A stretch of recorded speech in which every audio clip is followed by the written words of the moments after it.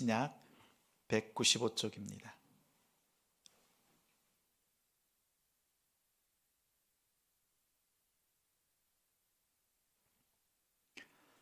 사도행전 5장 29절부터 32절까지 함께 읽겠습니다. 베드로와 사도들이 대답하여 이르되 사람보다 하나님께 순종하는 것이 마땅하니라. 너희가 나무에 달아 죽인 예수를 우리 조상의 하나님이 살리시고 이스라엘에게 회개함과 죄사함을 주시려고 그를 오른손으로 높이사 임금과 구주로 삼으셨느니라. 우리는 이 일의 증인이요 하나님이 자기에게 순종하는 사람들에게 주신 성령도 그러하니라 하더라. 아멘. 생명의 말씀을 후회 없이 전하라. 생명의 말씀을 후회 없이 전하라 라는 제목으로 말씀 전합니다. 하나님 앞에 찬양을 드릴 때 마음을 다해서 목청껏 찬양을 드렸더니 목이 쉴 뻔했습니다. 얼마나 하나님 앞에 은혜가 되든지 오늘 하나님께서 우리의 찬양을 받으시는구나 이렇게 느껴졌습니다. 우리 성도님들도 그러셨지요? 하나님께서 우리의 삶을 통해서 영광 받으시길 원하시는데 한 주간을 돌이켜보면 후회할 것들이 한두 가지가 아닙니다. 후회하지 않는 인생이 있을까? 또 왜 후회하게 될까? 언제 후회하게 될까?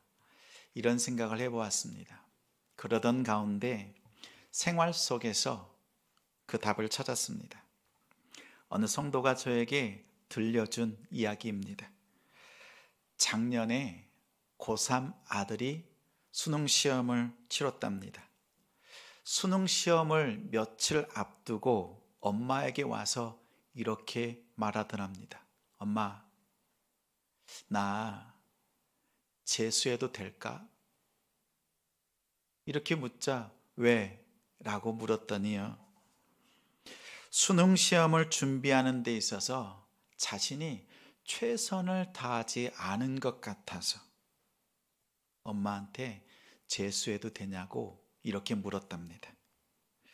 그래서 좋은 결과가 나오지 않을 것 같으니까 엄마한테 미리 얘기한 거죠. 수능을 치르고 시험 결과가 나왔습니다. 스카이 중에서 Y대에 합격했습니다. 그리고 등록하고 며칠이 지나지 않아서 며칠 학교를 등교하고 난 뒤에 어느 날 밤 다시 엄마에게 와서 이렇게 말하더랍니다. 엄마, 나 재수해도 돼요? 이게 무슨 소린가? 왜 이렇게 물었더니요.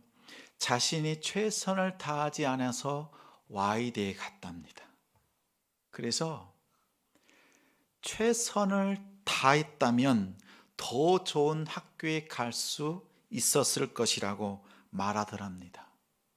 그래서 엄마가 사자성어로 한마디로 말했답니다. 재수 없다. 이야기를 듣는 우리 마음속에도 재수 없다 이 생각이 들지요. 자녀가 후회하는 이유가 무엇이죠? 결과가 좋지 않아서? 원하는 결과가 아니어서 후회하는 것이 아닙니다. 결과가 좋은데도 후회합니다. 왜 후회를 합니까? 최선을 다하지 않은 자신을 깨달아서 후회합니다. 최선을 다했는데도 결과가 좋지 않을 때는 어떻습니까? 눈물 납니다. 그러나 후회는 하지 않습니다. 자신이 할 수 있는 최선을 다했기 때문에 눈물은 나지만 후회하지는 않습니다. 만약 후회의 감정이 밀려온다면 분명 최선을 다하지 않은, 최선을 다하지 못한 결과일 것입니다. 그렇습니다. 후회라는 감정은 결과에서 오는 것이 아닙니다. 과정 중에 옵니다. 과정에서 얼마나 충실했느냐, 얼마나 최선을 다했느냐에 달려 있습니다. 성도 여러분, 우리가 후회하지 않는 삶, 그 비결이 이 아이의 고백 속에 있습니다. 매 순간순간마다 최선을 다하시기 바랍니다. 우리가 살아가는 인생 깁니다. 길지만 매 순간순간마다 최선을 다할 때 후회하지 않는 믿음의 삶을 살아낼 수 있습니다. 그러면 최선을 다한다는 것은 무슨 뜻입니까? 성경에 최선을 다해라 이런 말씀이 있을까요? 없을까요? 없어요? 있어요? 있는 것 같기도 하고 없는 것 같기도 하고, 정답은 최선을 다해라 이 말씀은 성경에 없습니다. 대신에 성경에 다른 말로 표현되어 있습니다. 가만히 경청해 보십시오. 신명기 6장 5절, 너는 마음을 다하고 뜻을 다하고 힘을 다하여 내 하나님 여호와를 사랑하라. 10장 12절, 그를 사랑하며 마음을 다하고 뜻을 다하여 내 하나님 여호와를 섬기고. 11장 13절, 너희의 하나님 여호와를 사랑하여 마음을 다하고 뜻을 다하여 섬기면. 13장 3절, 너는 그 선지자나 꿈꾸는 자의 말을 청종하지 말라. 이는 너희의 하나님 여호와께서 너희가 마음을 다하고 뜻을 다하여 너희의 하나님 여호와를 사랑하는 여부를 알려하사 너희를 시험하심이니라. 26장 16절, 하나님 여호와께서 이 규례와 법도를 행하라고 내게 명령하시나니 그런즉 너는 마음을 다하고 뜻을 다하여 지켜 행하라.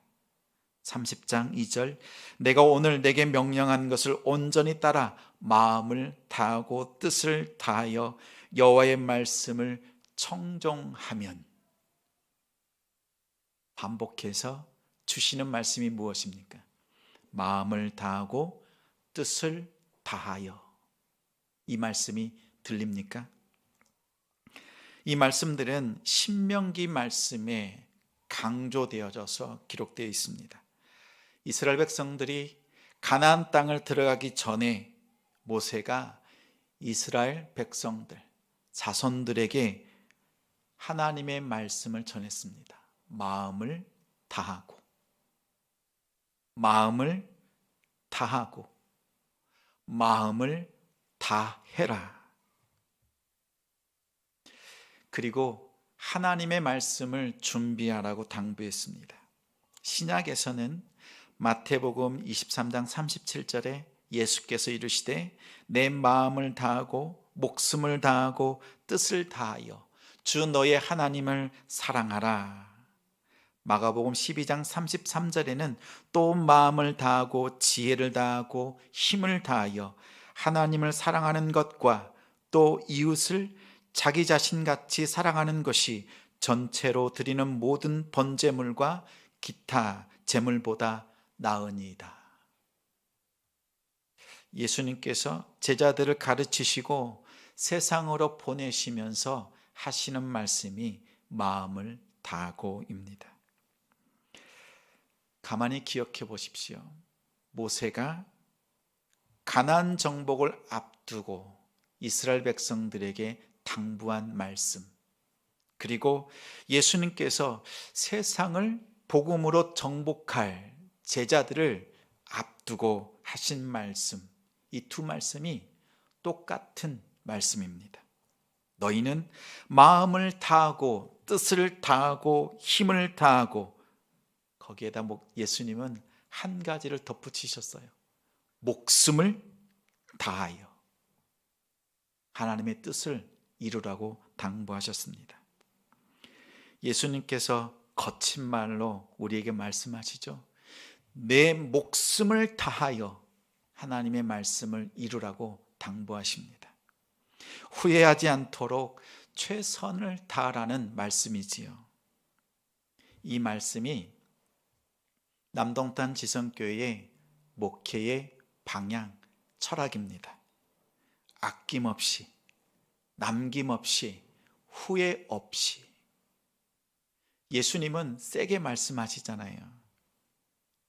마음을 다하고 뜻을 다하고 힘을 다해서 목숨까지 바쳐라, 이렇게 말씀하실 때 저는 부드럽게 말합니다. 아낌없이, 남김없이, 후회 없이. 하나님께서 우리에게 원하시는 것은 마음을 달라는 것입니다. 그리고 마음을 다해서 믿음 생활하도록 우리에게 당부하십니다. 그런데 우리는 무엇을 꿈꿉니까? 최고, 최선이 아니라 최고를 꿈꿉니다. 그래서 자꾸 헷갈립니다. 하나님께서 우리에게 최고를 원하시는가? 가장 좋은 것, 가장 잘 되는 것, 이것을 원하시는가? 자꾸 세상 속에서 배웠던 것, 그 최고를 구합니다. 기억하십시오. 하나님께서 우리에게 원하시는 것은 최고가 아니라 최선을 원하십니다. 마음을 다하는 예배, 마음을 다하는 기도, 마음을 다하는 찬양을 받으시길 원하십니다. 저는 기쁘고 즐겁습니다. 우리 성도들이, 여러분들이 마음을 다해서 하나님을 예배하는 그 모습을 볼 때마다, 생각날 때마다 기쁘고 즐겁습니다.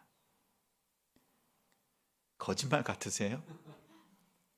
정말입니다. 우리의 예배가 하나님 앞에 그렇게 드려지고 있음을 감사합니다. 그렇다면 하나님도 후회를 하실까요? 성경에 답이 있습니다. 민수기 23장 19절 말씀, 화면을 보고 함께 읽겠습니다. 하나님은 사람이 아니시니 거짓말을 하지 않으시고 인생이 아니시니 후회가 없으시도다. 어찌 그 말씀하신 바를 행하지 않으시며 하신 말씀을 실행하지 않으시랴. 여기서 후회는 히브리어로 나함이라고 합니다. 한숨 쉬다, 뉘우치다, 동정하다, 위로하다, 원수를 갚다, 후회하다, 여러 가지 뜻으로도 사용이 됩니다. 살펴보니 구약 성경에 100번 정도 사용이 되었습니다. 우리 성도님들 중에 이런 말씀을 하실 분이 계시죠? 목사님, 성경에 하나님도 후회하신다고 했는데요. 찾아봤습니다. 사무엘상 15장에 여호와께서 사울을 왕으로 세우신 것을 후회하셨더라, 이렇게 말했습니다. 하나님이 스스로 뉘우쳤다, 자책했다, 이런 말씀이 아닙니다. 사울이 여호와를 향하여서 마음을 다하지 않고 뜻을 다하지 않고 힘을 다하지 않자 그 인생을 바라보시면서 한숨 쉬셨다, 안타까워하셨다라는 말씀입니다. 사울 왕의 길을 걷지 않는, 그 길을 피하는 지혜로운 성도님들이 되시기를 바랍니다. 신약 성경에도 후회에 대한 말씀이 있습니다. 그 중에 로마서 11장 29절에 하나님의 은사와 부르심은 후회하심이 없느니라 말씀하셨습니다. 여기서 후회는 취소할 수 없는, 후회가 없는, 후회되지 않는 이런 뜻입니다. 먼저 하나님의 은사에는 후회하심이 없습니다. 여기서 은사라고 하는 것은 카리스마라고 합니다. 들어보셨죠? 뭔가 영향력을 끼치고 강력하게 끌어갈 때, 오, 카리스마 있네, 다시 말하면 영향력 있는 은사가 있네, 이런 뜻입니다. 또한 이 은사는 오늘날로 말하면 하나님의 선물을 의미합니다. 넓은 의미로는 하나님의 구원, 하나님의 구속이라는 뜻입니다. 하나님이 우리 인생을 위해서 선물 주신 것을 후회하지 않으신다라는 뜻입니다. 하나님께서 여러분에게 주신 선물이 무엇입니까? 예수 그리스도입니다. 하나님은 자신이 지은 사람, 인간을 위해서 마음을 다하고 뜻을 다하고 힘을 다하여 그 마음을 다 쏟으셨습니다. 그 결과 예수 그리스도를 십자가에 죽기까지 내어주시고 저와 여러분을 위해서 그 생명을 내어주셨습니다. 이 생명 내어주신 것을, 예수 그리스도를 십자가에 못 박으신 그 일을 후회하지 않으신다, 이 말씀입니다. 사랑하는 우리 성도 여러분, 하나님의 자녀가 후회하지 않는 이유가 여기에 있습니다. 내가 매 순간순간마다 최선을 다해서 산 그 근거로 후회하지 않는 것이 아니라 하나님께서 여러분을 향하여서 최선을 다하신 이것 때문에 우리가 후회하지 않는 인생을 살아갑니다. 하나님께서 여러분을 향해서 마음을 다하셨기 때문에 우리 역시 하나님을 향해서 마음을 다할 수 있습니다. 그래서 우리는 이렇게 고백하지요. 우리가 먼저 하나님을 사랑한 것이 아니요, 하나님께서 우리를 먼저 사랑하셨다. 그래서 우리가 하나님을 향하여서 나아갈 수 있는, 하나님의 자녀로서 후회되지 않는 삶을 살아갈 수 있습니다. 다음은 하나님의 부르심에는 후회가 없습니다. 여기서 부르심은 사명을 말합니다. 하나님이 여러분에게 사명 주신 것을 후회하신 적이 없습니다. 사명은 사도행전 1장 8절에 기록되어 있습니다. 다 같이 한번 암송해 볼까요? 시작. 오직 성령이 너희에게 임하시면 너희가 권능을 받고 예루살렘과 온 유대와 사마리아와 땅끝까지 이르러 내 증인이 되리라. 예루살렘, 그리고 유대, 사마리아, 땅끝까지 복음이 확산되어져 갑니다. 예루살렘은 누구를 통해서 복음이 증거되었습니까? 베드로를 중심으로 사도들이 복음을 힘있게 증거했습니다. 유대 지역까지 넓어질 때는요, 스데반 집사의 순교를 통해서 복음이 증거되었습니다.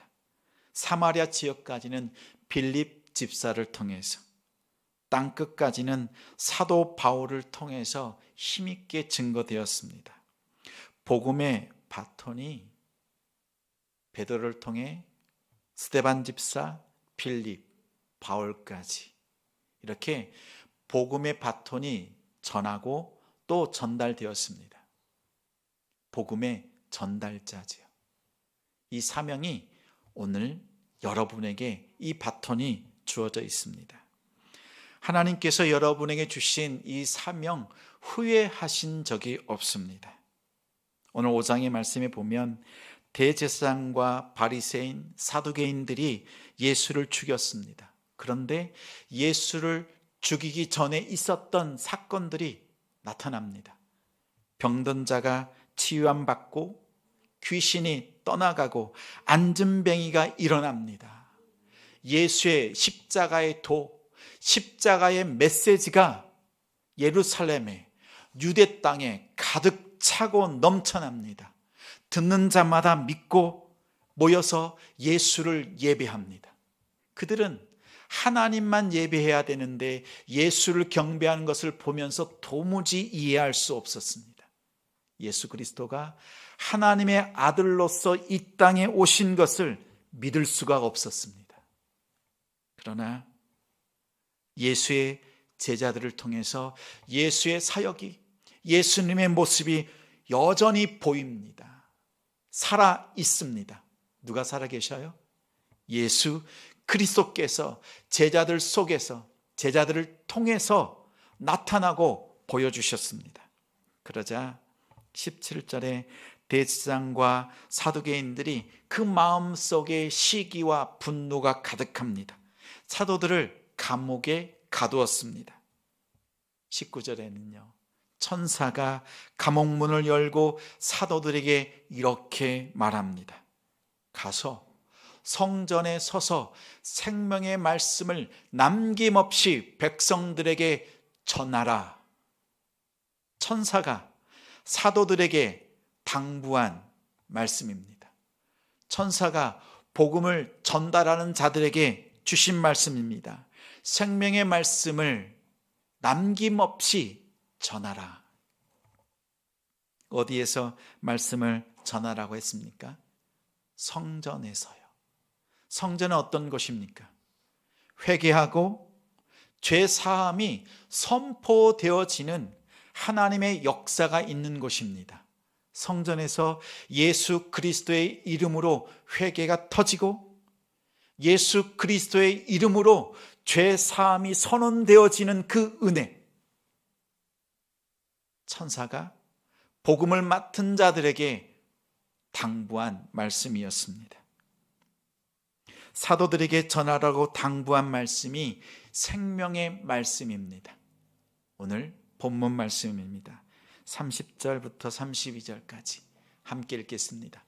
너희가 나무에 달아 죽인 예수를 우리 조상의 하나님이 살리시고 이스라엘에게 회개함과 죄사함을 주시려고 그를 오른손으로 높이사 임금과 구주로 삼으셨느니라.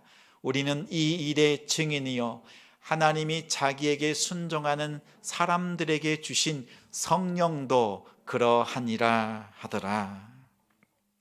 사도들이 세상 권세를 향해서 말했습니다. 하나님께서 예수를 십자가에 내어주심으로 우리를 위하여 마음을 다 쏟으셨으니 우리가 너희의 말을 들을 것이 아니라 하나님께 우리의 마음을 다하여 순종하는 것이 마땅하다. 우리는 하나님께 마음을 다하겠다. 이렇게 선언했습니다.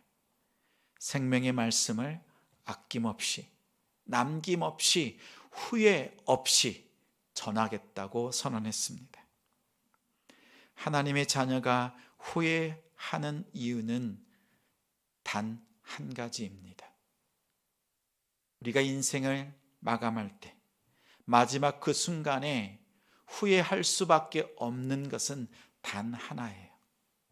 하나님의 선물 되신 예수 그리스도를 제대로 믿지 않고 제대로 따르지 않았을 때, 최선을 다하지 않았을 때 후회할 수밖에 없습니다. 또한 하나님께서 우리에게 당부하신 사명, 마음을 다하지 않았을 때, 우리의 마음속에 사명이 흐려졌을 때, 최선을 다하지 않았을 때, 하나님 앞에 섰을 때 후회할 수밖에 없습니다. 우리 성도들이 하나님 앞에 섰을 때 후회하지 않는 믿음으로 서는 성도들이 되길 바랍니다. 후회하지 않는 믿음의 삶을 사는 우리 성도들이 되시기를 바랍니다. 하나님이 여러분에게 주신 사명대로, 그 말씀대로 살아내고 생명의 말씀을 후회 없이 전하시기를 바랍니다. 예수 그리스도의 십자가의 피가 여러분의 심령에 흐르고 있습니다. 그 피를 의지해서 부르심의 사명에 응답하시는 성도님들이 되시기를 바랍니다. 하나님이 여러분을 향해서 마음을 다하는 것 기억하십시오. 하나님이 여러분을 향해서 마음을 다하시는 것, 성경에서 신실이라고 합니다. 신실하신 하나님, 이렇게 고백할 수 있습니다. 또한 여러분이 하나님을 향해서 마음을 다하는 것, 성경에서 충성이라고 합니다. 충성스러운 성도. 다음 주일은 하나님께 마음을 다하는 진정한 충성이 무엇인지 십자가에서 몸소 보여주신 예수 그리스도를 기억하면서 감사로 예배하는 종려 주일입니다. 충성은 예배로부터 시작됩니다. 내가 오늘 예배를 어떻게 준비했느냐, 어떠한 마음으로 하나님께 예배 드렸느냐, 이 자리부터 시작됩니다. 한 주간 생명의 말씀을 후회 없이 전하고 신실하신 하나님께 충성을 드리는 성도, 우리 가정들이 되시기를 주님의 이름으로 축원합니다. 말씀을